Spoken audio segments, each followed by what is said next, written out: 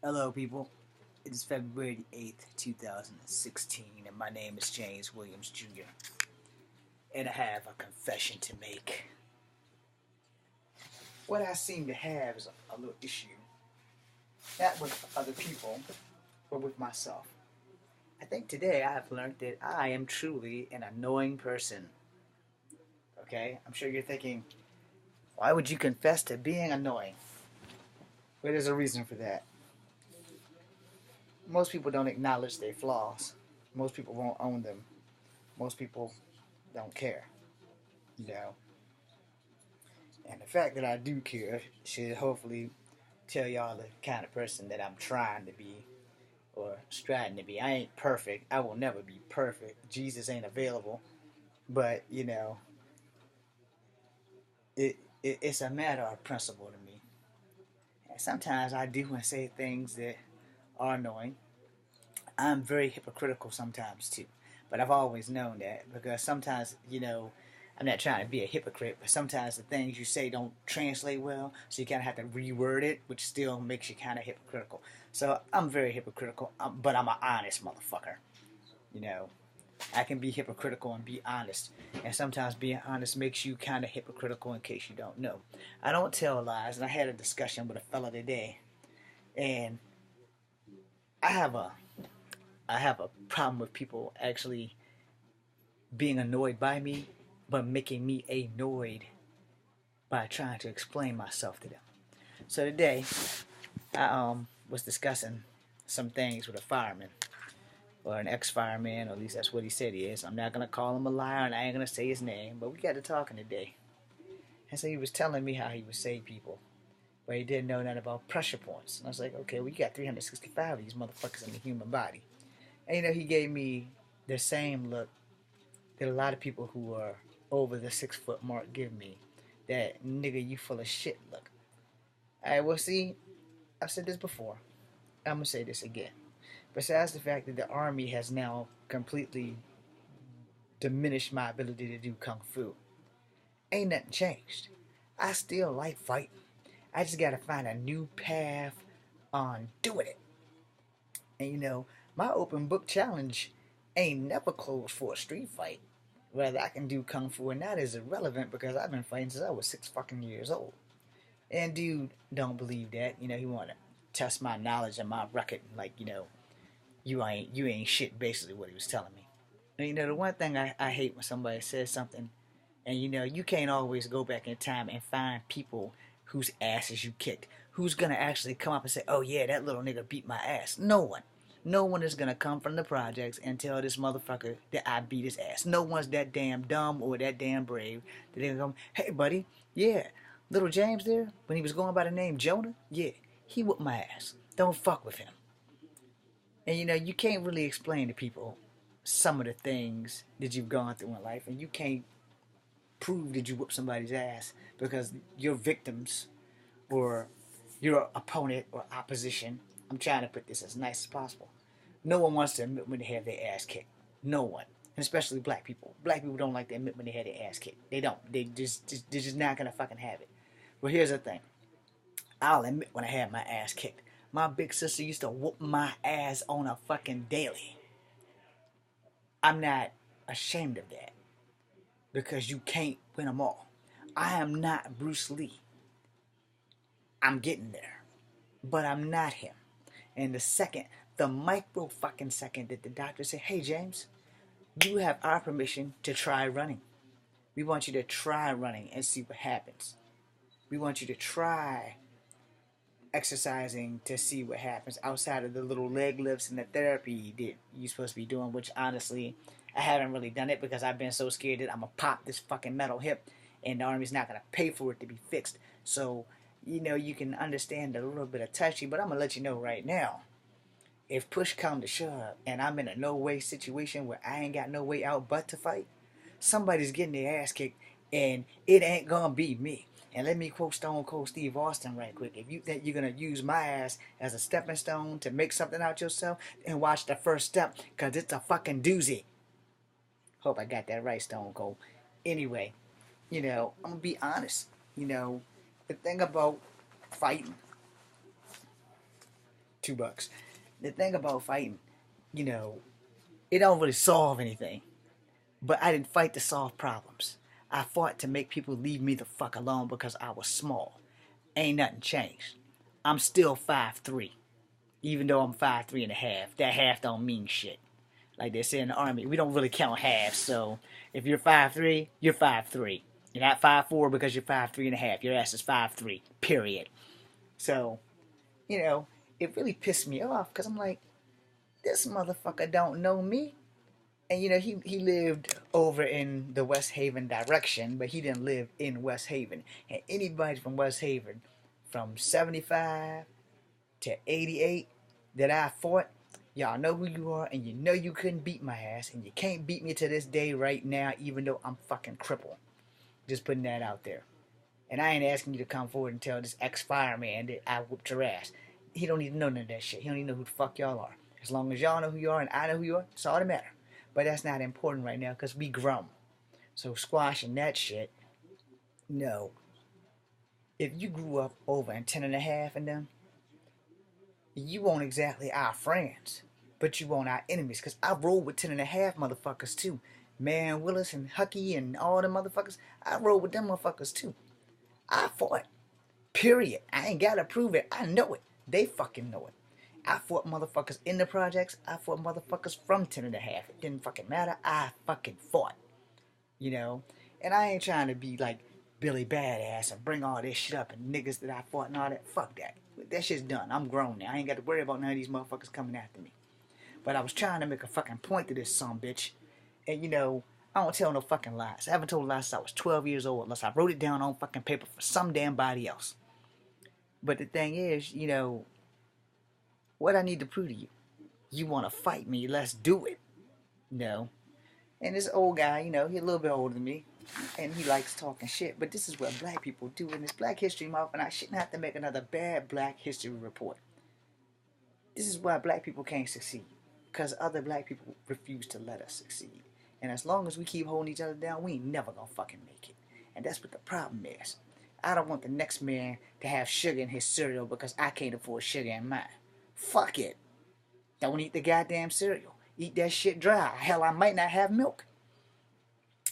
But you know, it's little things like that that kind of piss me off when somebody wants to test my credibility, but yet they don't want to take a swing. You know, you can talk all the bullshit you want. And the thing about a lot of black people, and I'm going to say it because a lot of black people ain't going to say it because either they too chicken shit to say it or they know that it's fucking true, so they're going to run and die behind somebody else or go get somebody else to fight their motherfucking battles, which is something I've never had to do. They like to pick and nitpick at little things. Alright? So I'm just going to say it. Because, see, secretly, black people can't stand each other to the point where I'm not going to allow you to have success. And everybody's talking about boycotting this damn Oscar shit. There ain't enough black roles because all the credible black actors are generally getting them. And the newcomers and the up-and-comers and the nobodies like me ain't getting them because, yeah, well, hell, I don't look black enough. No. And whoever said I was a great actor, not me. I just want to make movies because it makes me happy. I don't give a flying fuck what kind of movie it is. As long as I'm not a gay character, we're good to go. Unless there's a lot of money, gum, and mouthwash. Anyway, so back on the subject, you know, I'm sitting here thinking, I gotta punch this motherfucker in his face. Which is a wrong train of thought. You know, it's wrong to think evil thoughts, but I have them. I'm not gonna lie, I have them every second of the day. I used to be an evil motherfucker before I learned Kung Fu. Learning Kung Fu, it humbled me a little bit, but it made me more dangerous. And then going to the military only heightened up everything else.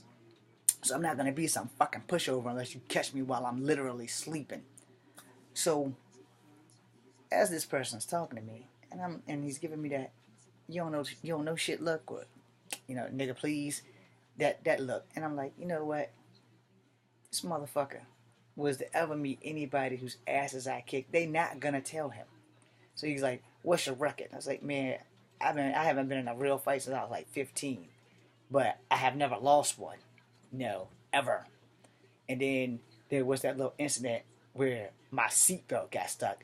That one we can chunk up as a loss because that one was real. And my cousin got me into a fix that I couldn't get out of. And then I wound up in handcuffs for a vehicle that was stolen that I drove. Now, that one we can count as a loss. That little sparring match with Daryl from New York, we can count as a loss because, you know, I had him. I had one more round and he didn't. But, you know, it is what it is. But people, when they throw that shit in my face too, you know, I'll be the first one to tell them, I say, hold on. Y'all calling me a bitch nigga. Yeah, and none of y'all niggas want to step up and fight me. But y'all gotta go get a ringer who knows what I know because y'all can't do it. So when you asking yourself which one of us is the man or which one of us is the mouse, I'm the baddest little mouse that ever was because my ass ain't go and get no rat to come fight my battle. No, I ate my spinach and took my loss. It's just that damn simple. It was a sparring match. It wasn't real, but that black bastard wouldn't fight me no more after that. He wouldn't fight me any day after that, and after that, then he wants to start shit at my cousin's funeral, and I wait for him for 7 fucking hours outside in the cold, and this nigga done went back to New York. So clearly, he wasn't having none of this shit. So talk that one as a win for me, because you don't challenge a motherfucker and don't show up. That means you a bitch nigga. You know what I'm saying? So I'm sitting here and I'm thinking, this dude don't know the fights and the shit I've been through. I done been fighting with motherfucking sticks, nails with sticks in them, pop bottles, iron pipes. I done fought everybody bigger than me. I ain't never had an enemy smaller than me, ever. Everybody's always been bigger than me. But the thing about that is, they see a guy who's 5'3", 100 and nothing. And what they don't see is that dangerous fucking weapon that's coming right at them. These bitches right here, and these bitches right here.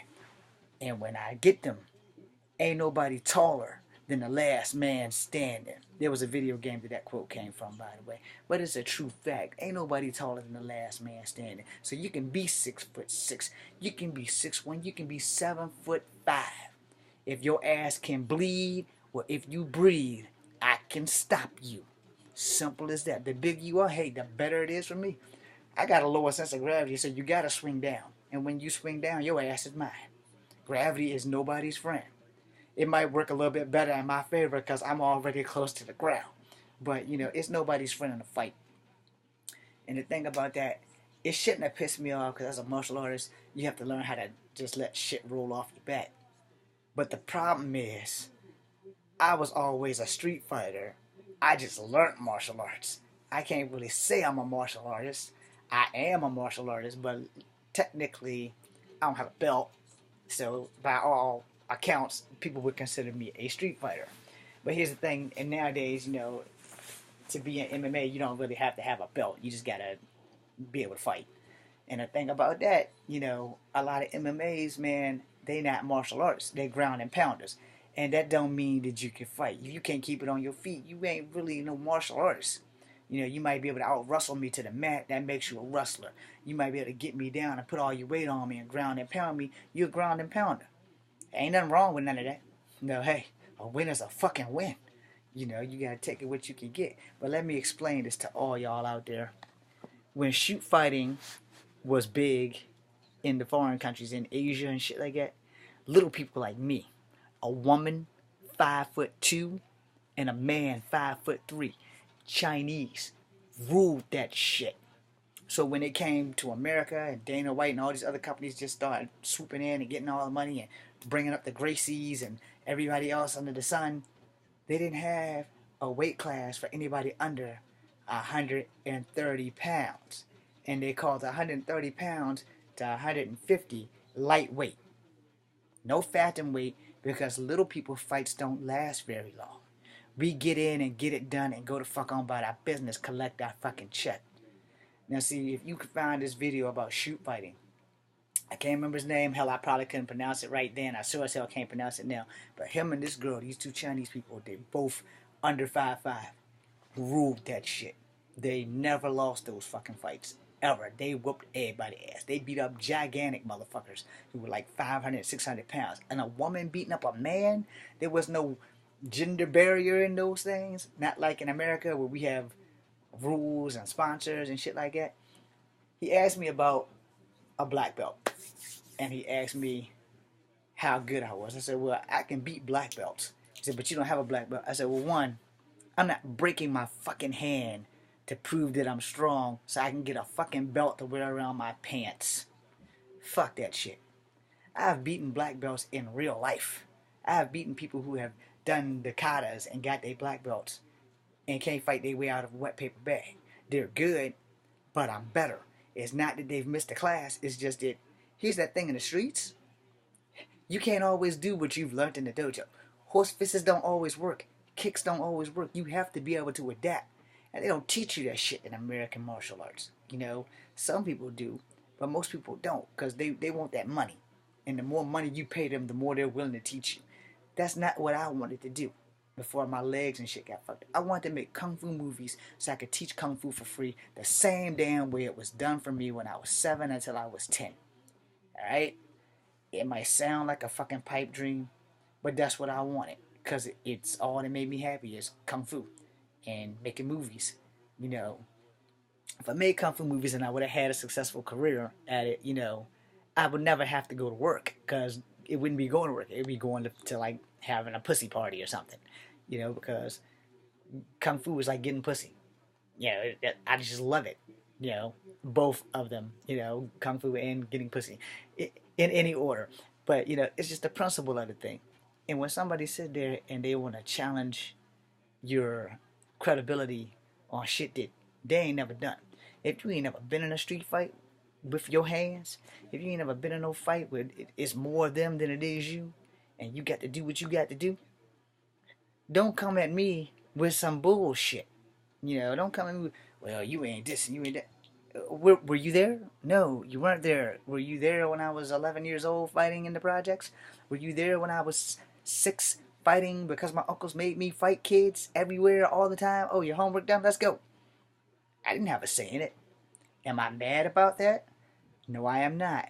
Would I do that to my kids or other people's kids? Hell no. The world doesn't need 2 of me.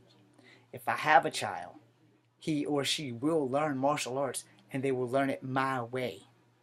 You're not going to learn it where you're going to sit in the dojo and do horse punches for 6 months and don't learn shit or learn blocks. I'm going to teach you my way. No. My way is going to be a little bit more unorthodox, but it's going to be effective. Something I learned, and I'm going to close this first part of this video out. Something I learned about children. You put a kid in front of the TV, monkey see, monkey do. You put a kid in the dojo, monkey see, monkey do wrong. Alright? I've known many of people who've never had a kung fu lesson a day in their life and can do kicks badass because they seen the fucking Ninja Turtles do it. I kind of learned my tornado kick from the first Ninja Turtle movie back in 1993. Had never seen that in any dojo I ever been in because it was a Kempo kick and that it wasn't in the martial arts that I took. It wasn't a karate kick. It was a Kempo kick and it was a tornado kick. There also was a Taekwondo kick. So until I took Taekwondo, never seen that shit before. But once I seen the Ninja Turtles and shit, I started practicing. I got it. Didn't even have to learn that shit from a dojo. So it can be done. The trick is, in a real fight, you'll never use it. It's only fancy. It's a good movie thing. You might get off lucky, but if a person knows what you're about to do, that kick ain't doing you no damn good. And this video is over, and I'm going to do part 2.